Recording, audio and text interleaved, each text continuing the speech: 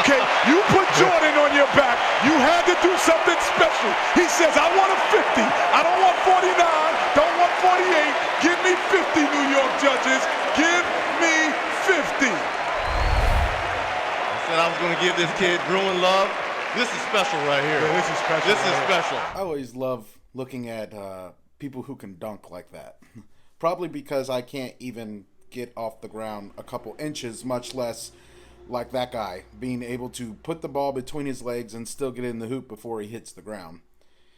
I think it's amazing that human beings are able to do awesome things like that. But one of the things I want us to think about as we discover how to defend our faith tonight is this fact that even people who have those abilities to dunk a basketball still are subject to the laws of this world. If you remember, as we've been discussing this whole series on Defend, we talked about our conscience and how every law has a lawgiver. And so that's built into us. We understand that. That's why our conscience sometimes will go off, because we know we're breaking a law of something that God had put in place. We also discovered how amazing of design that the world has. But tonight we're going to focus on the world and the laws that govern the world. You know, there's lots of different laws that govern the world. There's the laws of gravity. There's actually 3 different laws of motion, 3 different laws of thermodynamics or entropy, the law of causality, 4 laws of electrostatics, the law of quantum mechanics, and the laws of electromagnetism. And that's just the beginning.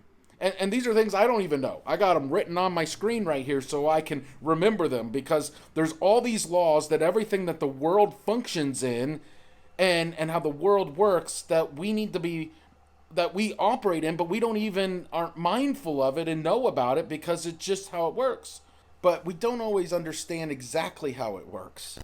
That's what's interesting. But there's 3 observations I want to make about the laws of nature. The first one is that we need to notice that we have no choice but to obey these laws of nature.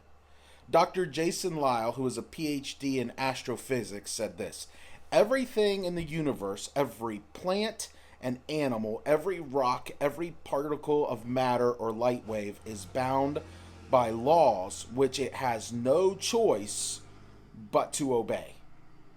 Everything has to follow the laws of this world that are in place. Gravity and thermodynamics and all these things. The second thing we need to notice is the laws of nature are universal. They're not universal just like over this world. I mean, all these laws that operate here on this planet are the same laws that operate throughout the whole universe, throughout all the galaxies. Everything is universe follows these laws. They're governed by the same set of laws. From the earth to the farthest place you can think of, they operate in this. And the third thing we notice is, and it's probably the most important part of the nature, of the laws of nature, is all of them are constant. That they never change, ever. There's a physicist, Paul Davies, said this: to be a scientist, you have to have faith that the universe is governed by dependable, immutable, absolute, universal, mathematical laws of an unspecified origin. You've got to believe that these laws won't fail. That's how they operate. A scientist knows these things, knows that's how it operates, so that's how they figure things out. You cannot be a scientist, he says, unless you have faith in these laws of nature and understand how they work. You have to believe that they will never change, that they are constant. Did you catch that? A scientist, no matter who you are, if you believe in evolution, you don't believe in God, you still have to have faith. Faith in a belief that the laws that are governing the universe are the laws that will never change, that are always constant.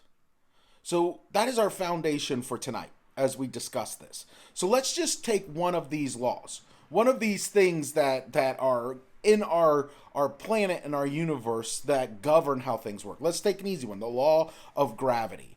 The law of gravity is often taken for granted. It's one of the most amazing laws that govern our universe. We understand that what goes up, must come down. Here's a great example of that.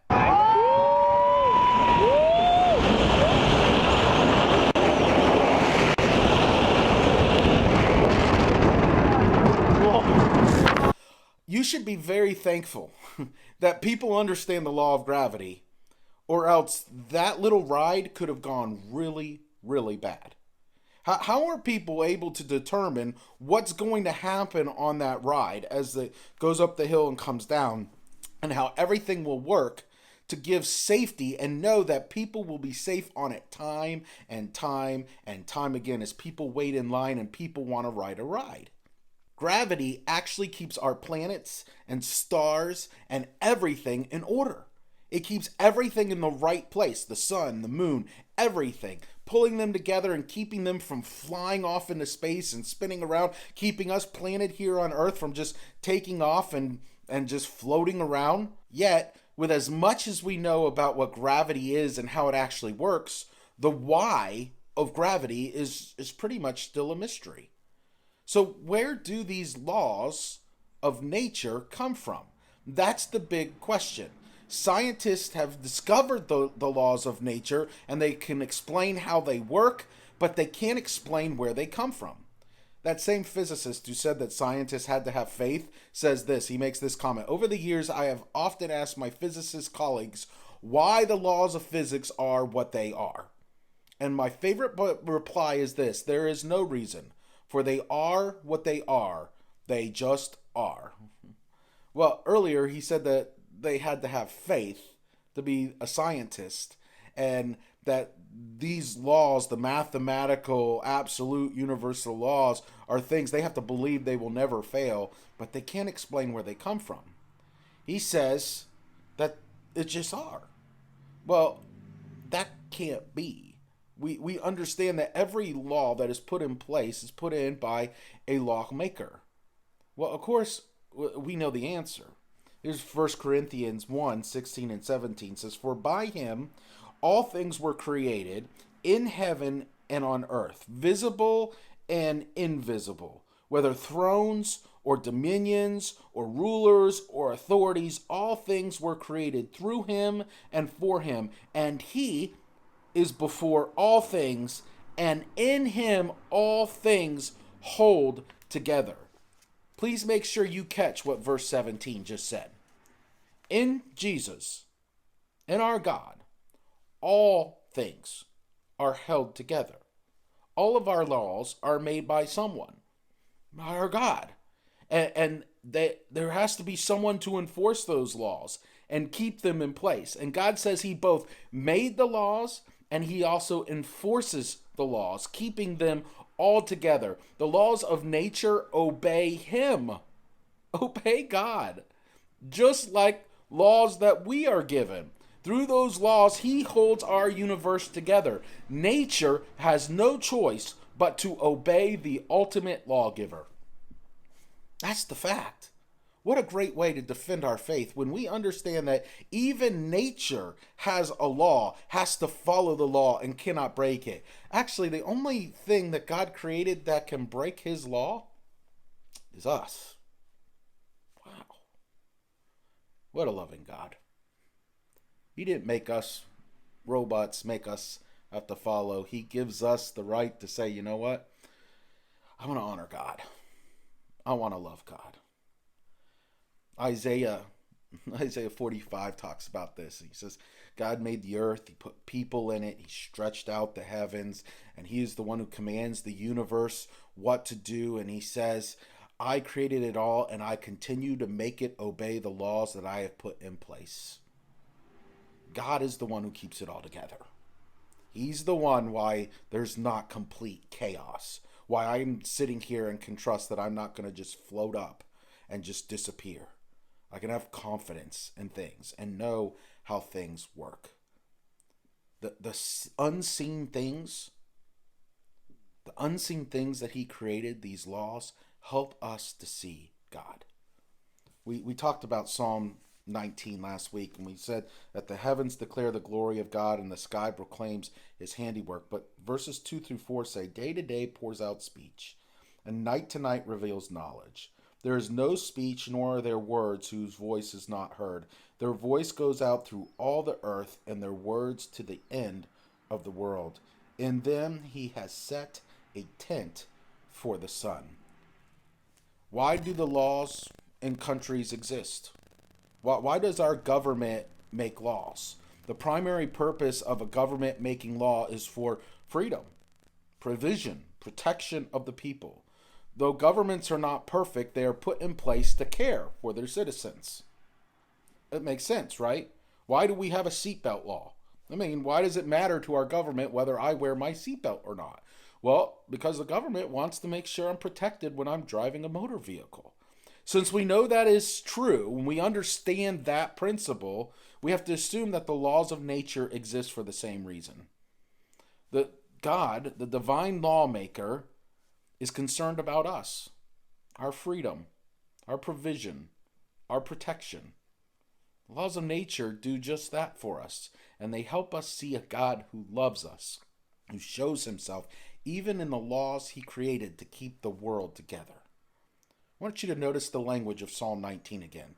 The heavens are said to be pouring out speech. And the speech they are pouring out is saying God is awesome. God created us, and he's glorious. Any human can go outside on a clear night and look up and see the stars and see the awesomeness of God's creation.